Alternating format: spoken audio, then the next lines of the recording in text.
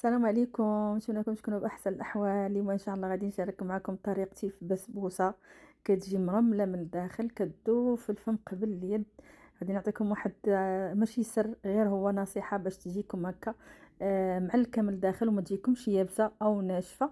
كنتمنى اللي شافت الفيديو كمليها اختي الا بغيتي تجربي هاد الطريقة باش تصدق معاك وما تخسرش لك الوصفة. راه كتجي رائعة بكريمة اللي سهلة وبسيطة. ما يمكنش الا جربتيها ما ترجعيش تعاوديها مره اخرى لان كتجي لذيذه.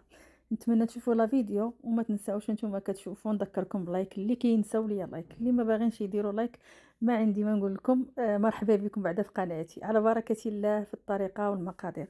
غادي نبداو في الشربة هي الاولى او القدر، كل واحد شنو كيسميه.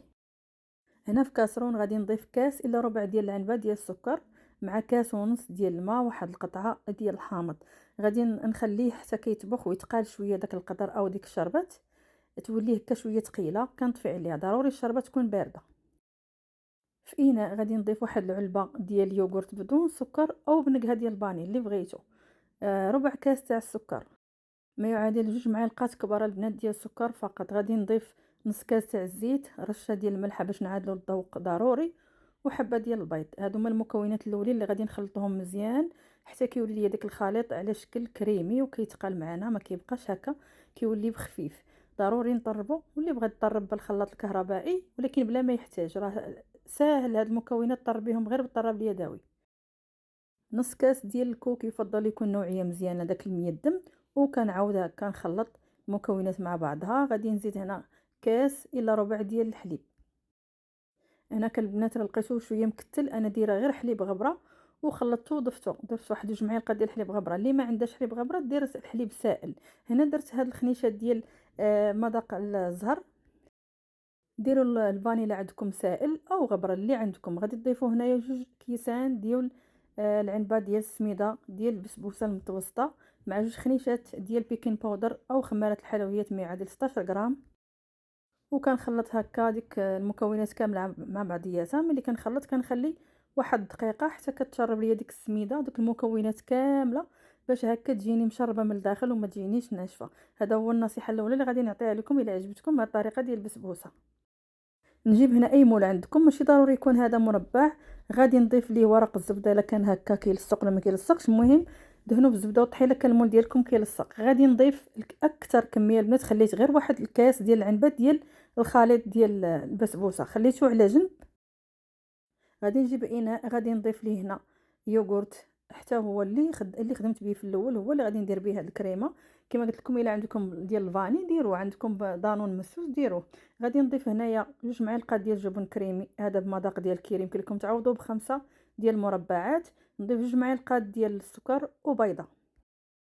هنا يمكن لكم تنسموا بقشور حامضه ولا بغيتي تزيدوا الباني. انا مع درت ديك النكهه ديال الزهر، راه يعني هو داك ما غاديش ريحه ديال البيض نهائيا.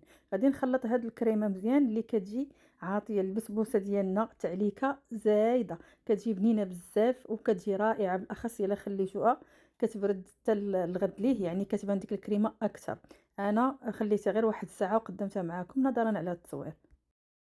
من بعد ما كتخلطوا الكريمه مزيان كتجيبوا هكا المول ديالكم اللي ضفتوا فيه البسبوسه وكتبداو تحطوا بالمعلقه هكايا عشوائيا. يعني حطوا، يمكن لكم الا بغيتوا ديروا حتى ديك الزغرفه هكا بشي عود ديال المطبخ ديروا.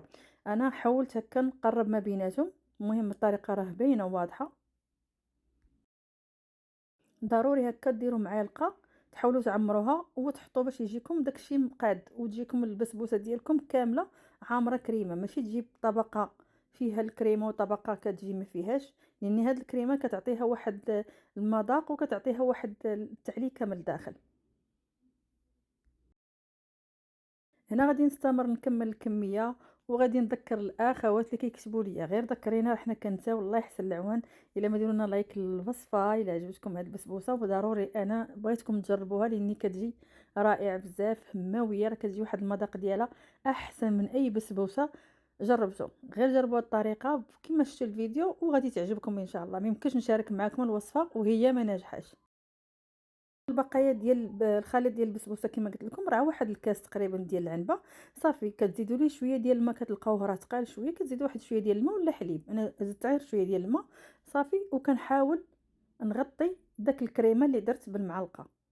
ها نتوما كتشوفوا هي راه ما كيتخباش في السطح كامل، ولكن مع داك البقايا ديال البسبوسه اللي بقات لينا او الخليط ديال البسبوسه مع زدت ليه شويه ديال الماء، راه ملي طاب في الفران يعني تغبى السطح ديالها كامل. صافي هنا كملتها غادي ندخلها طيب على حراره 190 درجه من الاسفل ومن الاعلى حتى كتحمر. دات ليا البنات تقريبا واحد 45 على 190 درجه على حسابيه كل وحده وفران ديالها.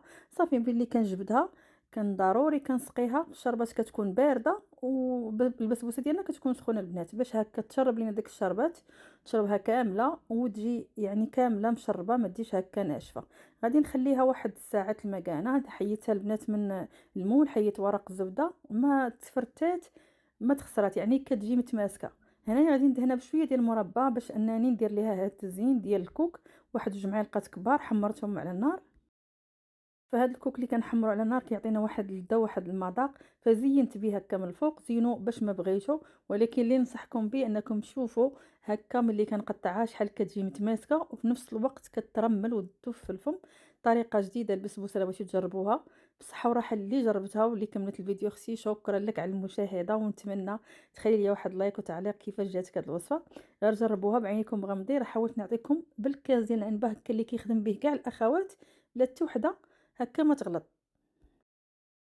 وكما عارفين الوصفات ديالي راه كنحاول نشرحهم، واخا بعض مرات كنغلط، ولكن الحمد لله ما عمر شي اخت قالت لي انا جربت وصفتك وخسرت معايا. تنتمنى تجربوا هاد الوصفات اللي كنعطيهم اقتصاديين وسهلين. شكرا لكم على المشاهده، ونتمنى تبارطاجيو القناه.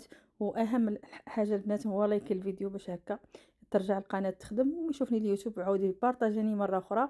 والفضل الله وليكم، وشكرا لكم بزاف ويا اعز مشاهدين وصحابات خواتات في هاد الغربه هذه اللي حنا.